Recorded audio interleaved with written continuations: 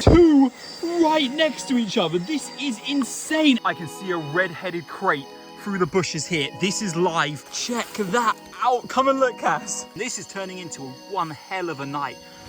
All right, guys, this is the following day after the last video, which is a good one. So check it out if you haven't already. And we've moved to a new location, another fantastic location. My favorite location, I'd say, for herping in the whole of Thailand, maybe even the whole world. It's sunset now. We did a couple hours drive here during the daytime, saw some really interesting DORs, and I hope that we can turn that into some really interesting alive snakes, because we're gonna cruise, get dinner, then cruise for a bit before getting out into the forest. So I'm so excited for what's to come. I know we're gonna find some great stuff. So like the video, whatever, let's get to it. Just stopped briefly on the way back from dinner to check out this beautiful sunset. Fortunately, it's faded a bit since I even got out the car, but the forest is looking absolutely incredible there, and I'm so excited to get into it. Let's go. All right, nothing on the road at sunset, and to be honest, Cass and I are pretty bored of road cruising. We did a lot the last night, so I'm gonna do more jungle hiking tonight and start off by heading down to a river which I like and walking along that for a while, and then we'll do some trail walking too. And you know, there's always stuff around the jungle. I'm looking forward to getting out a lot. I'm excited. Wow! Dude! First snake of the night down at the stream. Do you guys know what that is? This ugly MF is the super rare orange lipped keelback. Now, let me put this in a good place for you to see. Hold on. All right, guys, I cannot explain how excited I am to find this snake. You know why? Because I actually caught one of these last year, a huge adult female. And at the time, that was the only adult individual of this species ever caught by a herper in Thailand, at least a Westerner. So that puts in perspective how rare it is. But I was on a tour with guests, so I wasn't able to film. And I thought I may never get to see one of these again. But tonight, on the edge of the stream, it made an appearance, and it's another adult female. You know, I thought at first that it could be the same adult female, but this one has way more bands on the body and is actually a little bit smaller than the one we got last time, which is hard to believe because this is a big keelback. Not only are these adult females chunky, but they're long too. The last one was like 1.2 meters. This one's probably a little bit shy of 1, but holy crap, guys. While I was filming that sequence, Cass just spotted another one in the river. Cass, I'm gonna need you to hold this one by the tail. Okay, Cass has got this one by the hook. No way.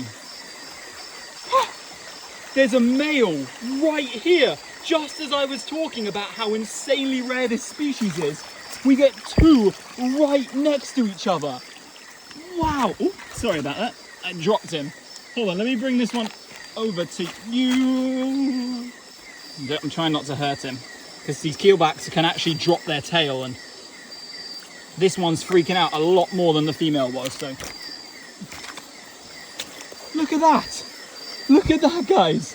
Two right next to each other. This is insane. And I was saying to Cass that I was actually kind of disappointed that we got another huge adult female. And just like that, we got an adult male. This is ridiculous. Wow. Okay, let me go back to talking about these, okay? So I wasn't able to film with the last one, and I thought I may never see one again, but here we are. There's two right here. This chunky female and this adult male. One of Thailand's rarest snakes, incredibly range restricted as their swamp forest habitat is declining and declining and declining. But yeah, the adult females are quite ugly, but these males have way more distinct banding and much more orange on the head, and you can see him spreading a hook there. You may be wondering why I'm being kind of careful, why both of us are being careful handling these.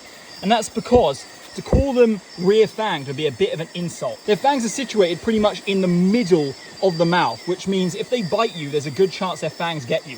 And even though I suspect that I'd have probably zero reaction to these, people have had reactions where it's caused swelling and headaches and effects like that. So certainly a species that I'd rather avoid getting bitten by if possible, although the female did give me a little nip at first, nothing but a tiny bit of bleeding. It was just, we were handling it, trying to film, and it was super shadowed. You know how it can be, but what do you think, Cass? I think it's pretty grand that we got male and female. And you spotted one. You got your quota of, I always set Cass a quota to spot one snake every night. And she actually got, this is the best snake Cass has ever found, no doubt about that. But let's end this chaotic video for now. All right, so photography done. I didn't take any full bodies of this girl. I just took a couple close-up head macros, but I've got Cass holding her and you can really see the size here. The video was terrible when I was filming and holding just before we found the second, but yeah, this girl's a solid meter for sure. Definitely close to the size of that monster we got here last time. Yeah, what a beautiful individual, man. Still remnant bands up the body. When these are juveniles, they're stunning. They have way more strong banding, but yeah, I guess I'm smothering it with the word beautiful, but that's just the word I use a lot to describe really special and rare snakes. It does for sure have its own like unique look, and that's why it's one of my, you know, one of my favorite snakes in the country because of how unique it is. It does kind of look like a Nerodia from America. We filmed like 5 or 6 minutes of footage now at this point, and I'll have to compact this down, but what do you think? I think it's been an eventful night for me, a lot of firsts. Yeah, and you can see this girl actually nipped me on the finger, but no effect whatsoever. Okay, just a couple minutes after those 2 Rhabdophis flaviceps, our 3rd snake of the night has made an appearance. It's one that's pretty common along this stream, but it's an adult male Hagen's pit viper, huge for an adult male. Like, it's actually pretty damn big, this one. Let me hook him out of here and we'll get a closer look. All right, let me see if I can get him without him freaking out. Oh, that was not possible because I'm holding my phone in my hand. And right here, guys, you see exactly why I always stop filming before I catch stuff. Hold this, please, Cass.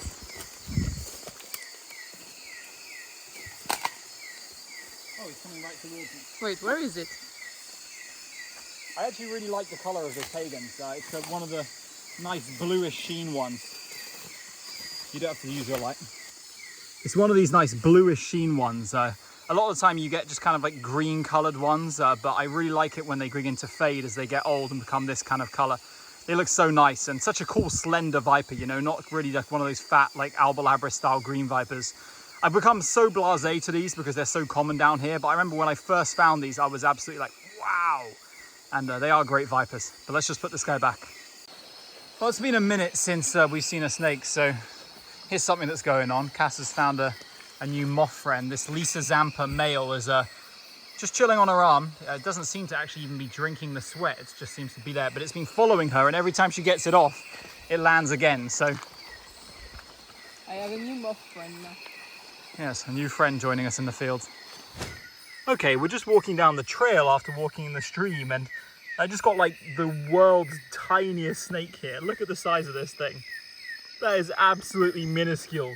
It's a juvenile dwarf reed snake, which I don't believe I've ever shown on my channel. No, I did. There was one cartwheeling in my Fraser's Hill video from January, but yeah, these are not common at all in the south of Thailand or really anywhere that they occur. And this one has a very pretty head pattern as well. I'll have to grab a picture of that before we move on, but yeah, what a cute little snake. We went from finding viper, some big keelbacks, to this absolutely minuscule worm type thing here. Crazy. Just adjacent to the path on the way back, got another Hagen's pit viper. This one's in a really nice spot ambushing here, and I definitely don't want to disturb him. I want to allow him to ambush and get some food in peace.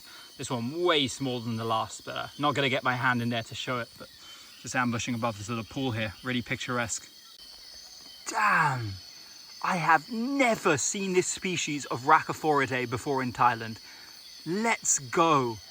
I've actually been hoping to see one of these down here for so long because I heard they occur, but I'd never even seen a photo of one from this area. So that shows you how rare this species is, and I can't believe we found them mating with the female laying a foam nest in this plant right next to this water. This is an amazing observation, and this is turning into one hell of a night with a ton of really cool observations.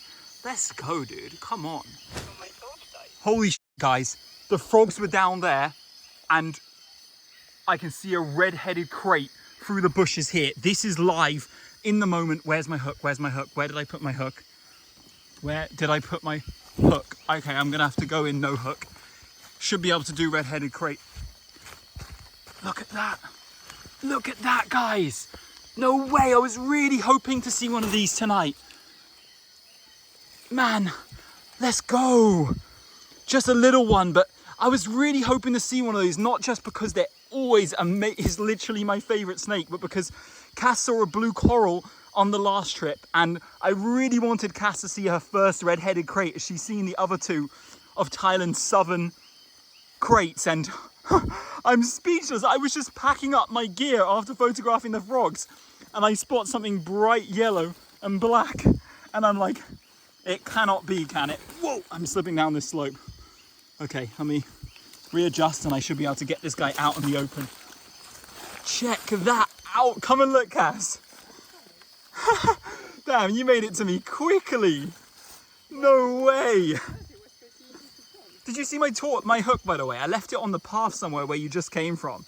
If you could get it, that would be pretty helpful, but then you can come and enjoy and admire this. But yeah, in the flesh, we got orange-lipped keelback tonight and then red-headed krait. I've never seen Bungarus flaviceps or red-headed krait at this site before. I haven't even seen it in this entire province. I know a friend of ours actually got one at this site a while back, but they're certainly not common here, not common at all. So this is an amazing find, just hunting around the edge of the swamp off the trail. Damn, we're killing it. We're so lucky, and this is yeah, man, what a night this is turning out to be. I just said that with the frogs, and that was before this red-headed krait showed up in front of my eyes. All right, we just wrapped up a very tricky photography session with this beauty, but it's always worth putting the effort in and time, because no matter how frustrating it is, pictures of this species always look amazing. I mean, look at that thing there. Such an iconic species, undoubtedly my favorite snake in Thailand, and yeah, beautiful, perfect condition one. I mean, it's not quite perfect condition. It does have one blemish on its behind, but these are always such clean snakes, that bluish back coloration and that orange, and they're just overall like perfection in snake form, in my opinion. And I got to give a massive shout out to Cass, this has been a very frustrating night in terms of technical issues and all kinds of nonsense happening. Like, we had an absolute disaster with my camera, like the viewfinder stopped working. Yeah, but when you get to look at a beautiful species like this at the end, like, it's worth it. And we've had a great night, and I'm really, really happy that Cass could see this species as we have been talking about finding it for so long. What a night. And maybe we'll get something on the way out or the drive home, but it's about 11:30 now, and we've taken up a lot of time with photography, so we're going to wrap up. All right, another red-headed beauty tonight. See you later, buddy. Heading right back to exactly where I caught him, where I'm sure he's going to catch a lot of delicious Hagen's pit vipers and kukri snakes and other things which they love. Absolutely amazing to see this species. I love these guys. What an occasion. So those of you who pay astute and close attention to the channel may have noticed that the kind of things we find have been, maybe let's say, changing recently in terms of like where are the boigas and all the arboreal stuff. It's because on these trips I'm doing these days, especially by myself with Cass, who doesn't really care what we find, I'm not focusing on getting as much numbers as possible. I'm looking for specific rarities, and most of the things I'm looking for and can find here are found in the low vegetation. So honestly, I hardly ever look up in the trees anymore while herping. I've got my eyes pretty much like closely fixated on the ground at all times. So just a little bit of background lore on why, like, if you look at the last two like trips worth of videos, there's so little arboreal snake seen. It's like mostly terrestrials. But yeah, we're coming to the end of the trail in a second, so this will probably be it for the night, but watch the time in the video left, because there may be something else coming. If not, make sure to like the video and subscribe to the channel if you haven't already. Recommend it to a friend, you know, do something to